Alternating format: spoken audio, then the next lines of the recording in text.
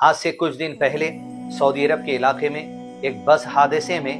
کئی سارے مسلمانوں کی جو موت ہوئی ہے، اس میں خاص طور پہ کئی لوگ حیدرآباد شہر کے تھے۔ آج 22 نومبر 2026 کو صلاۃ الجنازہ مسجد نبی میں اور تدفین بقیع قبرستان میں عمل میں آ گئی۔ اس موقع پر عزیز دوستوں، میں علماء اکرام سے اس بات کی گزارش بھی کروں گا یا ائمہ سے بھی گزارش کروں گا کہ کم سے کم حیدرآباد کی کسی ایک جامع مسجد میں یہ تمام حضرات جو اس بس حادثے میں جن کی موت ہوئی ہے ان کے لیے صلاۃ الجنازہ غائبانہ کا اہتمام کریں۔ دوسری بات یہ،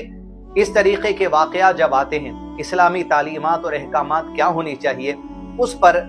چند باتیں میں اور آپ سیکھ لیں۔ ایسے حالات دیکھ کر آپ صلی اللہ علیہ وسلم جب کوئی مسلمان انتہائی مشکل میں پڑے، یہ دعا پڑھنا سکھایا، الحمدللہ الذی عافانی مما ابتلاک بہ، کہ اللہ آپ کا شکر ہے، آپ کی تعریف ہے کہ آپ نے ہمیں ایسی مصیبت میں مبتلا نہیں کر دیا جو دوسروں کو مبتلا کر دیا۔ عزیز دوستو، تیسری بات یہ کہ موت کے وقت انسان کو حالت ایمان یہ ضروری ہے، اس لیے ربنا افرغ علینا صبرا وتوفنا مسلمین، اللہ زندگی میں ہمیں صبر کی توفیق عطا کر اور جب موت آئے تو مسلمان کی موت ہو۔ تیسری چیز یہ کہ عزیز دوستو، یہ دعا کرتے رہنی چاہیے، کیونکہ جس طریقے پہ انسان کی موت آئے اس وقت اس کے ایمان کی کیفیت کیا ہوگی یہ اللہ ہی بہتر جانے گا، لیکن اس ایمان کی کیفیت کے لیے ہم اللہ تعالیٰ سے اچھی امید رکھنا یہ مسلمان کا طریقہ ہونا چاہیے۔ چوتھی بات یہ، جب اس طریقے کی موت ہوئی تو ان کی موت سے متعلق اسلام میں کیا تعلیمات ہیں۔ آپ صلی اللہ علیہ وسلم کی حدیث جس میں اللہ کے نبی صلی اللہ علیہ وسلم نے جل کے مرنے والوں کو شہید کہا ہے، علامہ شیخ عثیمین رحمہ اللہ نے کہا کہ ہر آدمی جو مسلمان ہو اور کسی بھی طریقے سے اس کی موت جل کر ہوئی ہو، کون سی بھی جلنے کی وجہ سے، اسے ہم شہید ہی کہیں گے، لیکن کسی ایک آدمی کو تم شہید ہے ہم یہ نہیں کہیں گے۔ کہاں عمومی طور پہ ہم اس طریقے کی موت کو شہادت ہی سمجھیں گے، لیکن ایسے لوگوں پر ہم فتویٰ دینے سے گریز کریں گے کہ تم شہید ہو۔ یہ ہمارا تعلیمات جو اہل علم نے دیے ہیں، اسی کے مطابق ہمارا عقیدہ ہونا چاہیے، جو مسلمان اور جل کر مرے وہ شہید ہے، آپ صلی اللہ علیہ وسلم کی حدیث ہے۔ لیکن جب یہ جل کر مرنا شہادت کی موت ملی ہے تو عزیز دوستو، آپ صلی اللہ علیہ وسلم کی دوسری حدیث بھی ہے جہاں نبی صلی اللہ علیہ وسلم نے مسلمانوں کو تعلیم دی کہ اللہ سے یہ دعا کرنا آپ نے سکھایا کہ اللہ مجھے جل کر مرنے والی موت سے بچا، مجھے ڈوب کر مرنے والی موت سے بچا، اونچائی سے گر کر مرنے والی موت سے بچا، ملبے کے نیچے دب کر مرنے والی موت سے بچا، جانور کے ڈھس کر مرنے سے مجھے بچا۔ اس لیے عزیز دوستو، یہ جو موت ہوتی ہے، تکلیف جس میں ہوتی ہے، اس تکلیف کی وجہ سے انسان اپنے ایمان پر قائم رہتا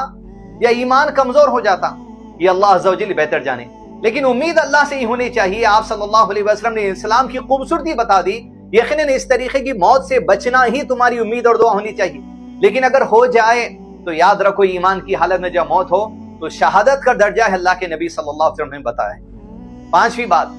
اس حادثے میں معصوم بچوں کی بھی موت ہو گئی، ان سے متعلق یہ تعلیمات ہمیں معلوم ہونی چاہیے کہ جو بچے بالغ نہیں ہوئے، چاہے وہ مسلمان کے گھر میں پیدا ہونے والا بچہ ہو یا کسی غیر مسلم کے گھر میں پیدا ہونے والا بچہ ہو، جو بالغ نہیں ہوئے،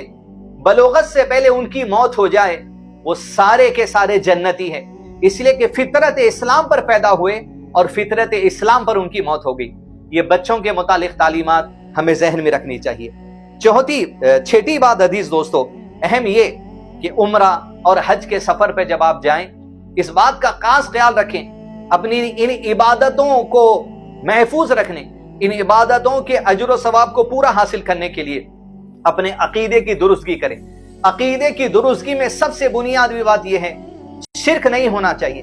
صرف اللہ ہی سے مانگنا ہے، اللہ ہی کی عبادت ہے، اور عبادتوں میں دعا بھی ہے، الدعاء و عبادہ۔ جب مانگا اللہ تعالیٰ سے جائے گا، سجدہ اللہ کے لیے ہے، رکوع اللہ کے لیے، قربانی اللہ کے لیے، قسم اللہ کے لیے، نظر اللہ کے لیے ہے، دعا مانگنا اللہ سے، دعا کی قبولیت کی امید اللہ تعالیٰ کی ذات سے، یہ عقیدہ صحیح ہے۔ لیکن عزیز دوستو، آپ اپنی جگہ رہ کر یا مکہ یا مدینہ جا کر